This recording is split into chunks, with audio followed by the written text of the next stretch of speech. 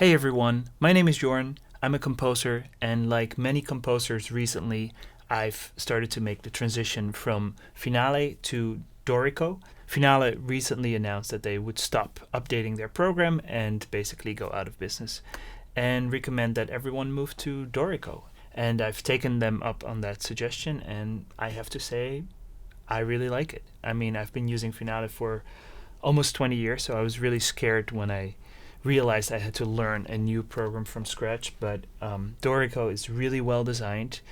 It does a lot of things really well. It's very intuitive, even though some things are very different from Finale, and you need some time to learn how to do that. So in this video, I wanted to show you a couple of the things that I really like about it and things that are important to keep in mind if you're a Finale user.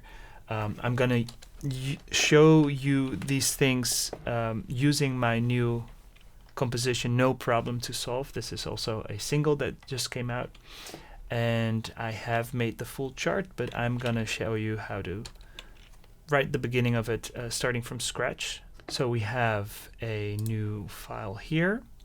So in Dorico, there's just a lot of great shortcuts that are really intuitive. Start at the beginning, select everything, Command A. Let's start with the key. So you type Shift K for key, and E flat. Now we're in the key of E flat. Okay, so let's say Shift M for meter. My piece is in 6/8. Type 6/8. Let's add some bars. You select the bar line, type Shift B. Let's say +15. Now we have a bunch of bars. All right, let's start with the note input. Shift N, or just type Enter. Inputting notes is fairly simple. 4 for 16th, 5 for 8th notes, 6 for quarter notes. You just have to remember this at some point. So I'm going to start with 16th notes. It's the beginning of my right hand.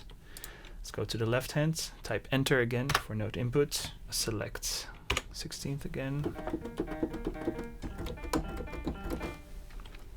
Okay, that's the beginning. Let's input some more stuff. So let's say you want some chord symbols. You type Shift Q. That's a little less intuitive. E flat,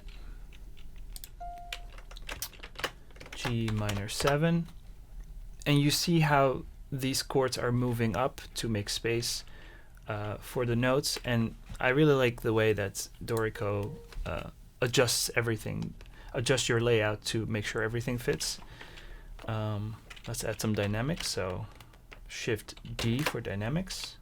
Let's say mezzo piano. If you want to make it crescendo, for example, I really like this. You select the duration. So let's say from this note to that note, you want a piano going to forte with a crescendo in between.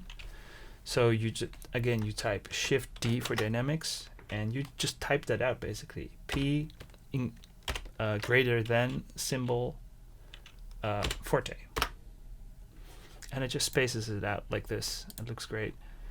You remove the old piano symbol, and again it moves it around. A lot of stuff like this. Select a bar line, type Shift B if you want a double bar. 2 of these vertical lines, and that's what you get.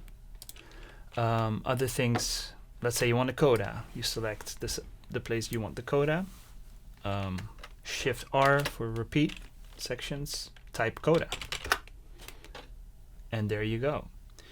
Now, one thing to keep in mind, if you're a Finale user, what you want to do, like if I see this coda right here, I kind of want it at the beginning.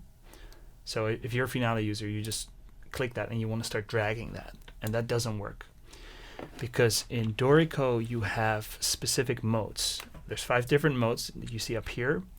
The ones that you'll use the most is Write and Engrave. Now you can shift between them using Command 2 and 3. And in Engrave mode is where you can start dragging things around.